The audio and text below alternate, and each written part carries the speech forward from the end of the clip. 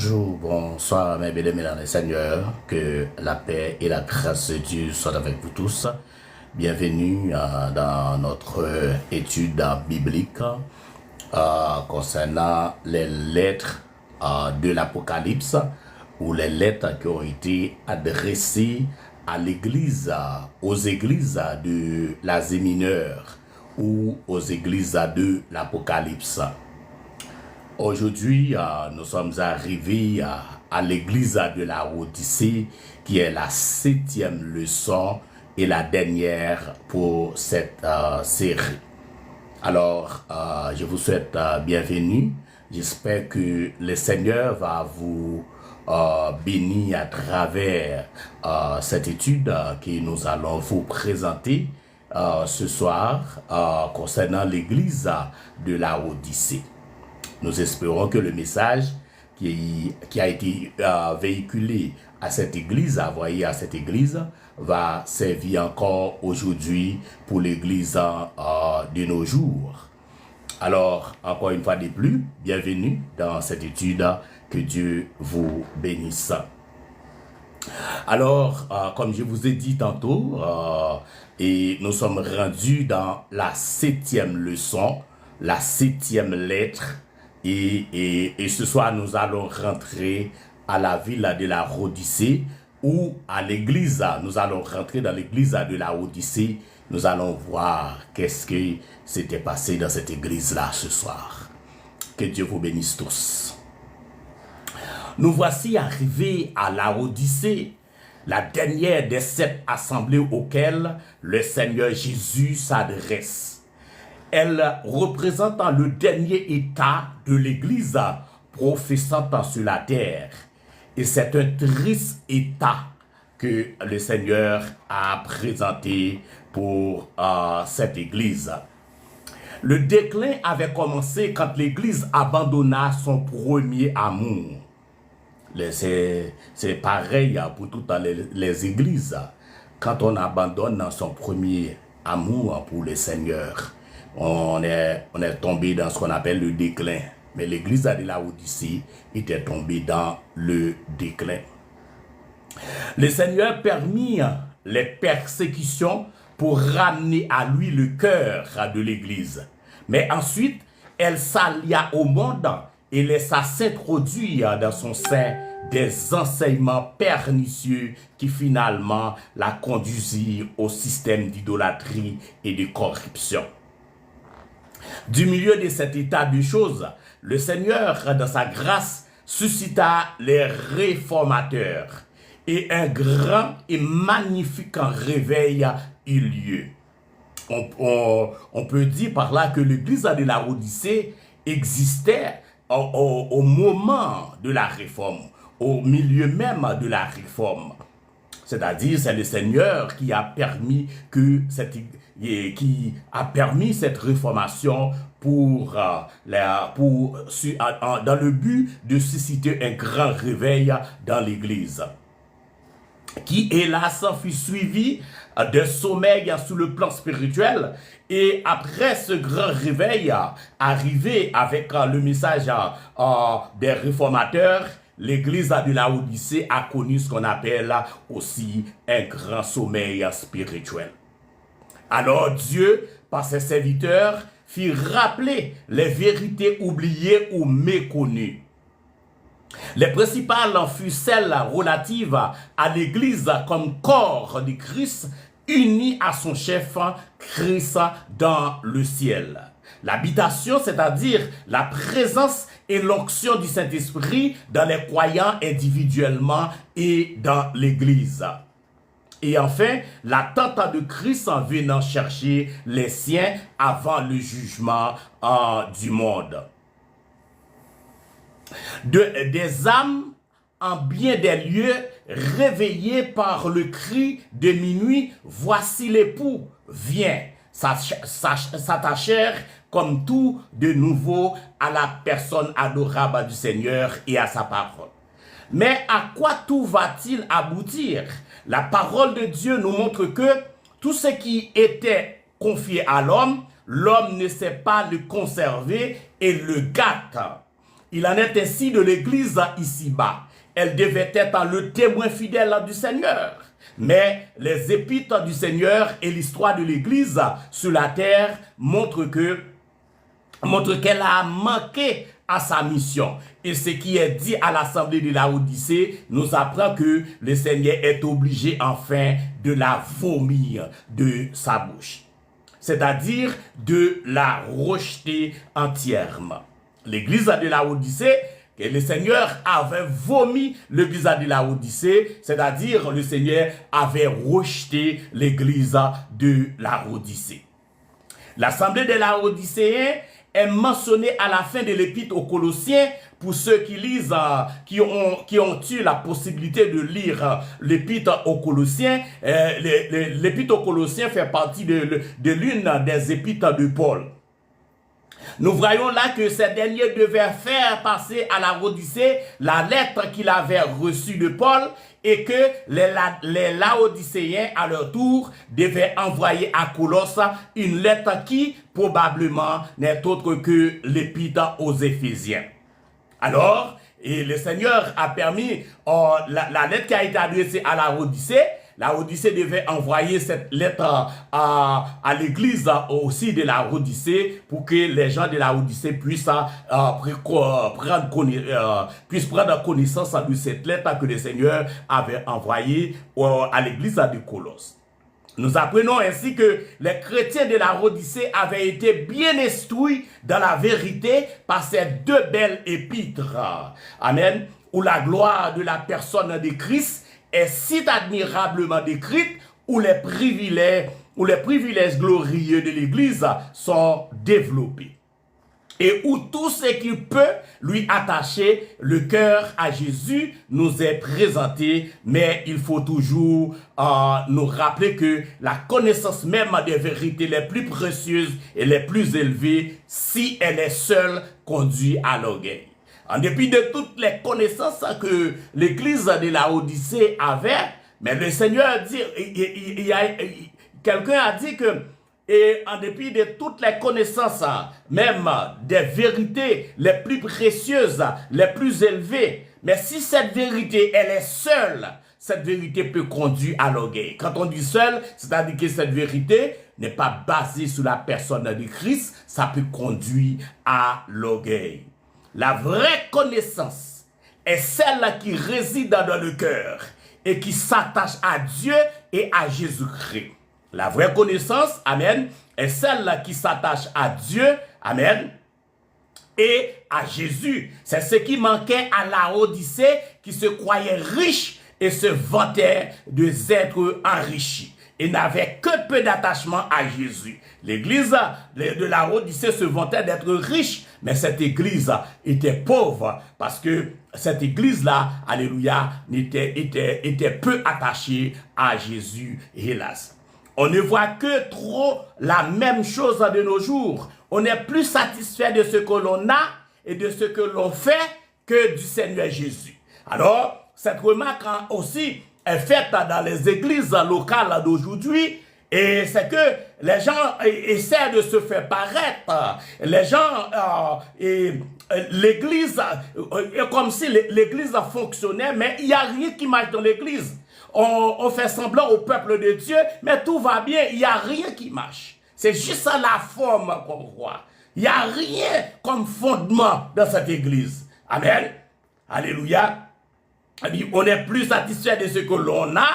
Et on dit, on est satisfait, on a telle personne, on est ça, on est correct. Et de ce que l'on fait, ce qu'on a fait, et c'est correct, hein, le peuple est satisfait de notre travail.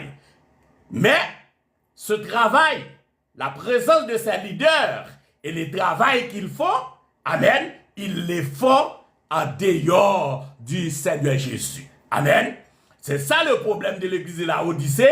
Et aujourd'hui, nous constatons la même chose aussi. L'église se vantait d'être, alléluia, et correct, fidèle. Les leaders ça s'enfle d'orgueil. Alléluia. Mais il n'y a rien de profond. Parce que ces personnes-là ne s'attachent pas à Christ. Ils se basent sur leur connaissance, sur leur savoir-faire. Mais il n'y a rien qui fonctionne dans cette église sur le plan spirituel. C'est clair. Mais en tant que théologien, en tant qu'homme de Dieu, moi, quand je constate comment des églises locales en fonctionnent, je me demande, est-ce que ces leaders-là ont pris le temps de lire leur Bible ou bien, alléluia, de passer du temps avec le Seigneur dans la prière. Amen. Alléluia. Voyons d'abord comment le Seigneur se présente à l'église de Laodicée, comme le Seigneur a l'habitude de faire pour toutes les autres églises que nous avons déjà étudiées. Et je dois vous rappeler que nous sommes rendus à la 7e église, à l'église de Laodicée. Nous sommes à la 7e leçon et la dernière dans cette série d'études sur les lettres sur les églises de l'Apocalypse. Maintenant, nous allons voir comment le Seigneur lui-même se présente à l'église de Laodicée.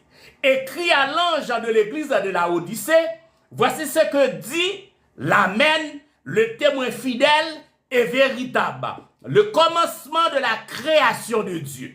Voilà la présentation de notre Seigneur à l'église de Laodicée. Vous voyez de quelle façon que le Seigneur s'est présenté, alléluia, à l'église de Laodicée. Amen. Maintenant, nous allons essayer d'analyser un peu ce que le Seigneur dit dans cette présentation. L'Amen veut dire que toutes les promesses de Dieu sont accomplies et s'accompliront en lui et par lui. C'est ça l'Amen veut dire. Amen. Malgré la chute et la ruine de l'église, tout va s'accomplir par Jésus-Christ et va s'accomplir en Jésus-Christ et par Jésus-Christ. Le témoin fidèle et véritable, non seulement il l'a été sur la terre, mais il l'est et demeure toujours. Jésus-Christ est le témoin fidèle. Alléluia. La fidélité, et dans tout ce qu'on fait pour Dieu, il se montre fidèle et véritable pour glorifier Dieu quand l'homme dans l'église monte à l'être et se glorifie à lui-même. Jésus-Christ, tout ce que Jésus-Christ fait dans l'église, Jésus-Christ le fait pour glorifier son Père, pour glorifier Dieu. Amen. Mais de nos jours, dans certaines églises locales, nous voyons que les gens travaillent pour se glorifier, pour se faire paraître, mais pas pour glorifier Dieu. Ces gens-là préfèrent de laisser l'église de Jésus-Christ souffrir. Parce qu'ils ne font pas appel aux compétences, mais ils font appel à des amitages, à ceux qui l'aiment. Alléluia. Mais ces gens-là dans l'église locale, ils ne font pas appel à ceux qui sont formés, que le Seigneur a donné, en qui réside l'Esprit de Dieu pour enseigner la parole de Dieu, pour prêcher la parole de Dieu correctement. Et ces gens-là, ils sont allés même plus loin. Ils commencent à créer un petit clan, éviter des amis qui sont même pas capables de prêcher la parole de Dieu, juste pour partager la chair avec ces personnes-là. Alors, c'est ça que Jésus-Christ est en train de dénoncer dans l'église de Laodicée. Je dois vous rappeler que quand je vous ai présenté j'ai commencé à présenter cette étude, j'ai donné un titre aux sept églises aux lettres, qui ont été adressées aux églises de l'Apocalypse. C'est que c'est la radiographie des églises de l'Apocalypse. Et le résultat de cette radiographie est le côté négatif et le côté positif, alléluia, tient toujours aujourd'hui pour les églises d'aujourd'hui, pour les églises locales. Amen. Rappelez-vous que le Seigneur, tout ce qu'il fait, il le fait pour plaire à son Père, il le fait pour plaire à Dieu. Alors de nos jours, les gens qui travaillent à l'église travaillent pour plaire à leurs amis et pour se plaire eux-mêmes, parce que ils travaillent pas pour Dieu, ils travaillent pour leur profit, pour leurs petits intérêts. C'est des gens facilement on peut remarquer, alléluia, ces gens-là. Et enfin, le Seigneur est le commencement de la création de Dieu dans la présentation de Jésus-Christ. C'est ce que nous allons analyser un petit peu. Alléluia. Le commencement de la création de Dieu, c'est pas lui que Dieu a fait toutes choses.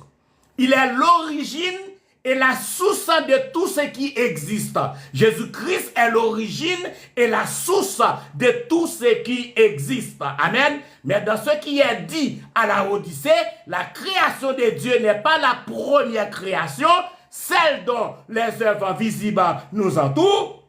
et dont il est parlé dans le premier chapitre de la Genèse, cette création-là a été gâtée et ruinée par le péché de l'homme et sa fin est d'être brûlée. Alors, c'est pas cette création-là, et la première création qui a été gâtée et dans la Genèse que on est en train de parler là. Amen. C'est une autre affaire. Mais il y a une autre création, mes bien-aimés. Une autre création dont Jésus-Christ voulait parler là.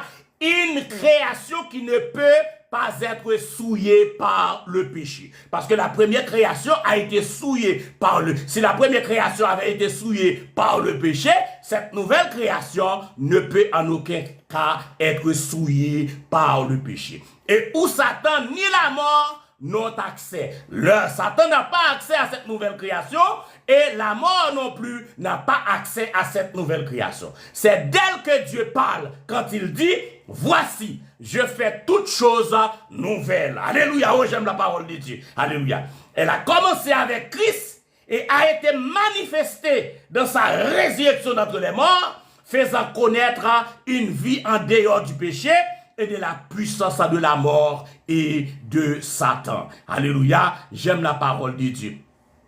Nous y avons part quand nous croyons au Seigneur Jésus. Car si quelqu'un est en Christ, il est une nouvelle créature. Les choses anciennes sont passées et voici toutes choses sont devenues nouvelles. Amen. Et cette nouvelle création aura sa pleine réalisation et brillera de toute sa glorieuse splendeur quand le ciel et la terre d'à présent auront disparu et qu'il y aura un ciel nouveau et une terre nouvelle. Alléluia. Alors cette nouvelle création, et ici qu'on est en train de parler là, aura sa pleine réalisation. C'est quand il y aura un nouveau une nouvelle terre et un nouveau ciel. L'Église aurait dû montrer au monde les caractères de cette nouvelle création céleste.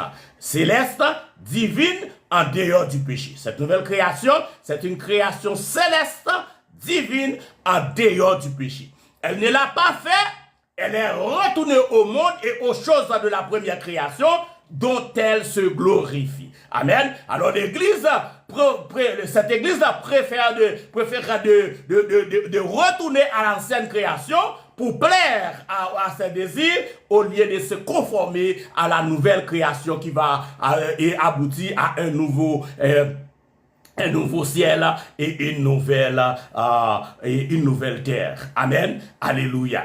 Alors, le Seigneur se présente et dit, bien que l'Église ait manqué, la nouvelle création, alléluia, n'en subsiste pas moins. Elle est en moi qui en suis la source et l'origine. Même lorsque cette Église paraît comme une Église qui manque de la nouvelle création. Oh, alléluia, j'aime la parole de Dieu. Oh, quelle belle étude. Même lorsque le Seigneur dit que et le Seigneur se présente et dit, bien que l'Église ait manqué la nouvelle création, n'en subsiste pas moins, elle est en moi qui en suis la source et l'origine. Notre Seigneur est la source et l'origine de cette nouvelle création dont nous sommes bénéficiaires. J'aime la parole de Dieu, alléluia. Combien cela est beau, consolant et précieux d'avoir tout en Jésus dans une réalité, une vérité, une beauté et une fraîcheur inaltérable. Tandis que du côté de l'homme, tout manque. Attachons-nous à lui et de tout notre cœur. Nous devons nous attacher à notre Seigneur, alléluia, et ceci de tout notre cœur. Examinons maintenant ce que le Seigneur dit à l'assemblée de Laodicée. Il commence comme toujours par cette déclaration solennelle, je connais tes œuvres. Maintenant, c'est que le Seigneur dit à l'assemblée de Laodicée, maintenant, le message de Jésus-Christ, après sa présentation, maintenant Jésus-Christ est en train, alléluia, de présenter le message, alléluia, qu'il a pour cette église. Il commence comme toujours par cette déclaration solennelle, je connais tes œuvres. Le Seigneur connaît les œuvres de l'église. Le Seigneur connaît les œuvres de toutes les églises locales. Le Seigneur connaît les œuvres des pasteurs. Le Seigneur connaît les œuvres des bishops. Le Seigneur connaît les œuvres des évêques, des archevêques. Le Seigneur connaît les œuvres de tout le monde. Amen. C'est-à-dire, non seulement ta manière de vivre, ce qui paraît au dehors, mais ton état intérieur, le Seigneur le connaît aussi. Et voici ce que le Seigneur voit. Je sais que tu n'es ni froid ni bouillant, puisque puisses-tu être froid ou bouillant. Alléluia. Ainsi, parce que tu es tiède et que tu n'es ni froid ni bouillant, je te vomirai de ma bouche. Vous voyez? Et voici le message que Jésus-Christ a pour l'église de la Odyssée, c'est que l'église de la Odyssée n'était ni froid ni bouillant. Parce que cette église était tiède. Et par conséquent, Jésus-Christ dit, je vais vomir, je vais te vomir. Jésus-Christ dit, je vais vomir cette église à cause de ses attitudes. Amen. Alléluia.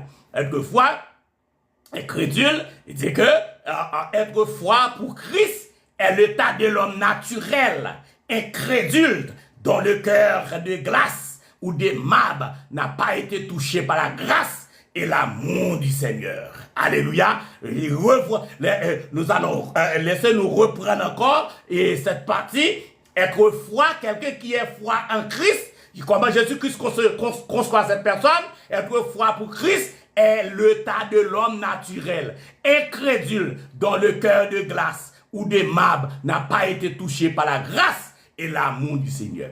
Être bouillant est l'état d'un cœur qui, par l'Esprit Saint, connaît et goûte l'amour de Christ qui surpasse toute connaissance et qui, par conséquent, est plein de ferveur, n'estime rien en dehors de Christ et lui est tout de vrai. Alléluia. Si vous regardez Philippiens 3, verset 7 à 12. Amen.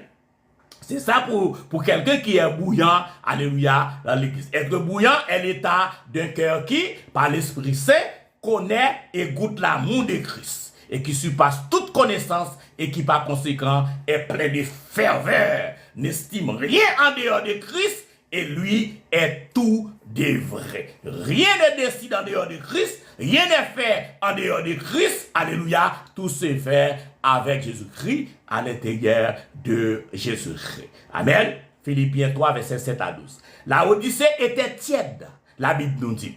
Le résultat de cette radiographie nous révèle que l'église de la Odyssée était tiède, bien qu'il y eût des connaissances religieuses dont on était satisfait. La personne de Christ n'occupait pas le cœur et les pensées. Elle laissait l'âme indifférente.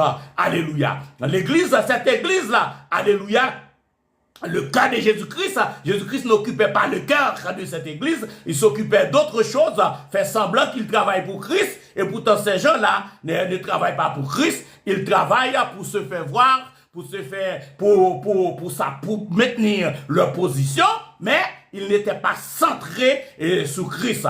Or, nous voyons que le Seigneur préfère à cette tièdeur au manque d'amour pour lui. Même la froideur et l'incrédulité. En effet, l'incrédulité ne connaît pas Christ et son cœur peut être saisi par la grâce. L'amour de Dieu peut fondre, alléluia, les glaçons de son cœur. Il n'y a pas un cœur que l'amour de Dieu ne peut pas toucher, que l'amour de Dieu ne peut pas transformer. Oh, alléluia, j'aime la parole de Dieu. Il y a une indifférence à l'égard de Christ qui provient de l'incrédulité. On ne le connaît pas et on ne se soucie pas de lui. Mais prétendent avoir la foi et la connaissance et professer être religieux et cependant être indifférent à l'égard du Seigneur Jésus, sans dévouement pour lui, est une chose qui lui est odieuse. C'est de l'hypocrisie. Jésus-Christ, alléluia, voit toutes ces hypocrisies dans l'église. Les hommes de Dieu qui font semblant, alléluia, travailler pour Dieu ou bien servir Dieu. Le Seigneur connaît tes œuvres. Amen. Alléluia. C'est de la pure hypocrisie que le Seigneur ne joue pas avec ça. Il ne s'agit pas ici de vrais chrétiens, mais de l'Église en général quand elle est tombée dans cet état de tièdeur. Toutefois, nous devons demander au Seigneur qu'il nous garde individuellement de toute tièdeur à son égard. Amen. Même lorsque le message concerne l'Église en général, mais séparément, individuellement, alléluia, nous devons demander à notre Seigneur de nous garder de toute tiédeur. C'est très important pour les chrétiens, pour les croyants, de demander à notre Seigneur Jésus de nous préserver de toute tiédeur. Parce que le Seigneur, lui, il est là, il est capable de nous aider pour nous épargner de toutes sortes de problèmes, de difficultés. Amen. Et le message est toujours général pour l'église d'aujourd'hui, même lorsque le message même lorsque le message est même lorsque le message est toujours général, mais nous aussi, nous pouvons séparément demander à notre Seigneur de nous préserver, de maintenir ce que nous avons pour lui en sa faveur, pour que nous puissions nous garder ce que le Seigneur nous a donné. Amen. Toutefois, nous devons demander au Seigneur qu'il nous garde individuellement de toute tiédeur à son égard. Quelle était la cause de cet état? C'est cette question que nous devons nous poser. Mais quelle était la cause de cet état de l'église de la Odyssée? Je pense que nous devons nous arrêter là. Et nous allons avoir une deuxième partie dans cette leçon, qui est la 7e leçon, et qui va mettre fin à cette série d'études sur les églises de la Odyssée. Et nous allons nous arrêter là pour aujourd'hui. Et la prochaine fois, nous allons étudier ensemble quelle était la cause de cet état, l'état de l'église de la Odyssée. Et je vais ouvrir avec vous le sujet pour la prochaine leçon. C'est que pour la leçon 2 de cette série, c'était la satisfaction de soi-même. La satisfaction de soi-même était la cause de cet état de fait dans l'église de la Odyssée. Alors, j'espère que vous avez été bénis ce soir. Alors, je vous en remercie tous qui ont pris le temps de suivre cette étude. Je vous demande de partager et de parler à d'autres personnes du ministère de la Croix, de cet homme de Dieu, le travail que nous faisons pour l'avancement du règne de Dieu. Partagez, likez et abonnez à notre compte TikTok, à nos différentes pages sur Facebook pour aider à ce ministère de grandir et d'aller de l'avant. Allez en paix, que Dieu vous bénisse. Je vous donne rendez-vous pour la suite de cette étude sur la 7e leçon, l'église de la Odyssée. Que Dieu vous bénisse. Je vous souhaite de passer une excellente nuit sous le regard du Tout-Puissant. Amen.